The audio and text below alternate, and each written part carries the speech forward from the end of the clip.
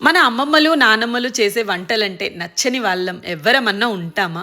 అందులోకి వాళ్ళు కాసే ఈ సగ్గుబియ్యం సేమియా పాయసం బెల్లం వేసి అంటే మనందరికీ చాలా ఇష్టం. ఈ రెసిపీ ఎలా చేయాలో చూసేద్దాం రండి. దానికి ముందుగా స్టవ్ ఆన్ చేసుకొని, గిన్నె పెట్టుకొని ఒక హాఫ్ లీటర్ పాలు మరిగించుకొని పక్కన పెట్టి చల్లార్చుకుందాం.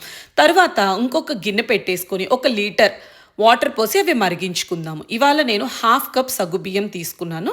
వాటిని బాగా కడిగేసి ఒక గంట పాటు నానేశాను. ఇప్పుడు ఈ మరిగే వాటర్లో సగ్గుబియ్యం వేసి బాగా ఉడికించుకుందాము. దాంతో పాటుగా ఒక హాఫ్ కప్ సేమియా కూడా వేసి ఉడికించుకుందాము. ఒక 4-5 యాలకులు బాగా మెత్తగా కొట్టేసి ఇందులో వేసి కలిపేసేయండి. వాసన బాగా వస్తుంది. ఆ తరువాత ఒక 1.5 కప్పు కానీ 2 కప్పులు కానీ బెల్లం మీ టేస్ట్కి తగ్గట్టు వేసి బాగా కలిపేసుకొని ఎప్పుడైతే సగ్గుబియ్యం ట్రాన్స్పరెంట్గా వస్తాయో అప్పుడు స్టవ్ ఆఫ్ చేసి మూత పెట్టి ఒక 10 నిమిషాల పాటు పక్కన పెట్టేద్దాము.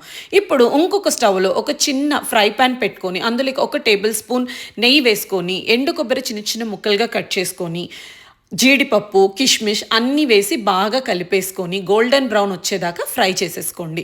ఆ తర్వాత మనం ఉడికించి పెట్టుకున్న సగ్గుబియ్యం సేమియాలో ఇవి వేసి బాగా కలిపేసుకోండి. నా దగ్గర ఇవాళ కిష్మిష్ లేవండి, అందుకని నేను వేయలేదు.